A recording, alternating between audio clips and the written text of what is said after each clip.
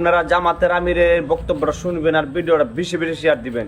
ভারত আমাদের যখন পাকিস্তান দখলদার বাহিনী আত্মসমর্পণের সিদ্ধান্ত নিল, 9 মাস যার নেতৃত্বে মুক্তিযুদ্ধ হলো, সেই মুক্তিযুদ্ধের প্রধান সেনাপতি জেনারেল উসমানীকে বাংলাদেশে আসতে দেওয়া হলো না।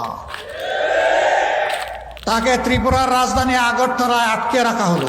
তিনি মুক্তিযুদ্ধ পরিচালনা করলেন, কিন্তু পাকিস্তান বাহিনীর আত্মসমর্পণটা স্বচক্ষে দেখার সুযোগটা থেকে তাকে বঞ্চিত করা হলো।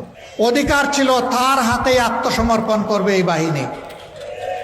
কৌশলে তাকে দূরে রেখে ভারতীয় পূর্বাঞ্চলের কমান্ডারের সামনেই পাকিস্তান বাহিনীকে আত্মসমর্পণে বাধ্য করা হলো।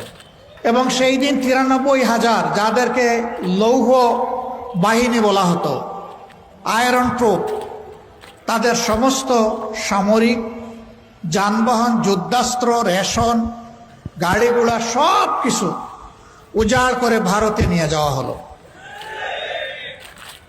ভারত 54 বছরে আমাদের নেওয়া অস্ত্র, গোলাবারুদ, গাড়িগুলার কিছুই ফেরত দেয়নি, এমনকি গুলির একটা খোসাও আমাদেরকে ফেরত দেয়নি। ভারত আমাদের কতটুকু বালা চাইছে, স্বাধীনতা বা মুক্তিযুদ্ধের সময় তারা আমাদের যে সহযোগিতা করেছিল, এক ট্রিপেই সব তারা উসল করে নিয়ে গেল।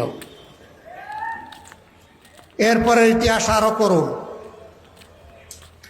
ছোট্ট এই দেশটি থেকে যুদ্ধ বিধ্বস্ত এই দেশটির খাদ্য গুদাম ও তারা লুটতরাজ শুরু করল।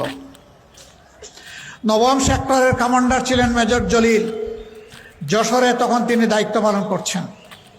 তিনি তার সঙ্গী ফোর্স নিয়ে রাস্তায় শুয়ে গেলেন, বললেন, দেশ এই জন্য বুক চিতিয়ে যুদ্ধ করে স্বাধীন করিনি, পাশের দেশ আমার দেশের খাদ্য গুদাম লুণ্ঠন করে নিয়ে যাবে, আমার বুকের উপর দিয়ে নিতে হবে, তাদেরকে আমি রাস্তা দেব না। 18 ঘন্টা তিনি সঙ্গী সেনাবাহিনীকে সাথে নিয়ে এইভাবে রাস্তার উপরেই ছিলেন। নিহতের পরিহাস, তাকে রাস্তা থেকে তুলে এনে জেলবন্দি করা হলো। যিনি 9 মাস বুক চিতিয়ে যুদ্ধ করলেন, দেশপ্রেমের খেসারত হিসাবে তাকে এখন জেলে ঢুকতে হলো।